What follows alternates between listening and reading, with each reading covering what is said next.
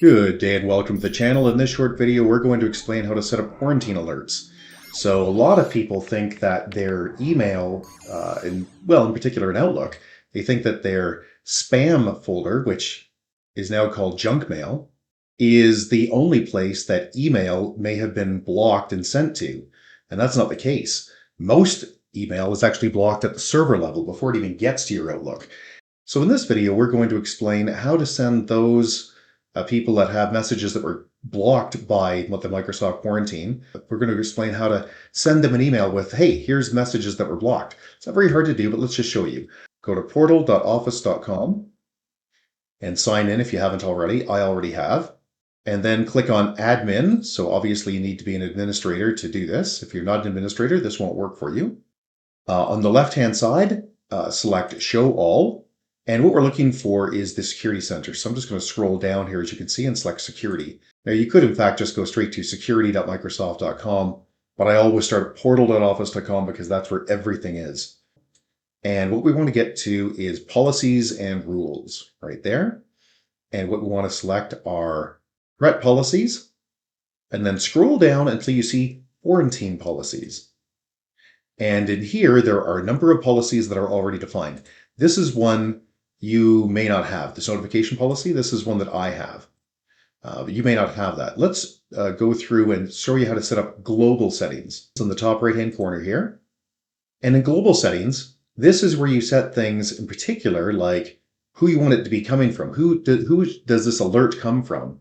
Now, you can see I've just left it blank and it'll come straight from Microsoft. You can specify an email address if you'd like.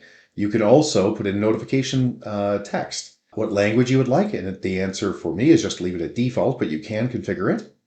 And you can also use a graphic, and we'll have a video I'll put in the top right-hand corner right now that shows you how to do the branding on your Microsoft 365 and your Microsoft Azure portals. So things like, internal system emails that get sent, alerts, things like that. You can brand them. You can see I have. And here's the useful part. Send end user spam notifications every what? Now, it's a little frustrating because this used to have a lot more choices, and I had it set to 3 days.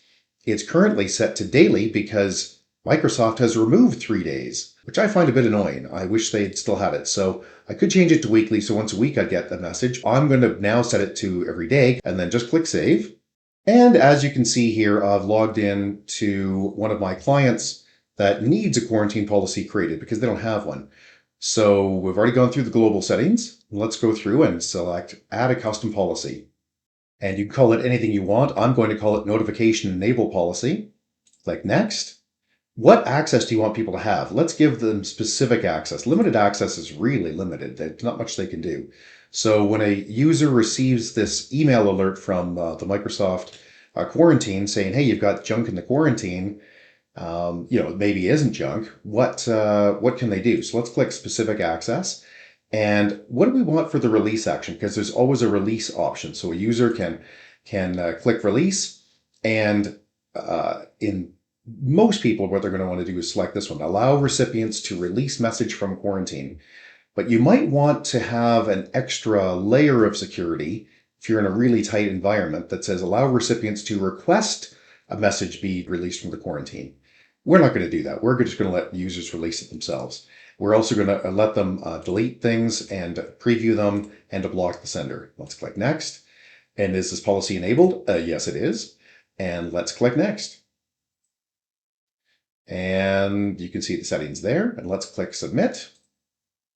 So what is that going to look like? Well, let's click on Outlook and take a look. Because I've had this set up for years, so for me, it's nothing new. And what will happen is every day you'll get every day you have email that was quarantined, you'll receive this message. It'll default to quarantine at messaging@microsoft.com. And you can see today I had 11 messages. And if I wanted to release any of these messages, I could simply click release. If I wanted to blacklist them permanently, I could block the sender. But I can also review the message. So I click on it and then decide, hey, this is something I think might be okay. And I can make the decisions then to release or block at that point. Hey, if you found this video useful, please give us the big thumbs up. We'd really appreciate it. It's very helpful with the Google algorithms. Also, you can subscribe. That would be most appreciated. If you have any questions, you can get a hold of us directly at www.urtech.ca. That's www.urtech.ca. Or you can leave a question or a comment below, and if we don't get back to you, somebody else will, because on YouTube, everybody's got an opinion. Thanks, and have a great day. Bye-bye.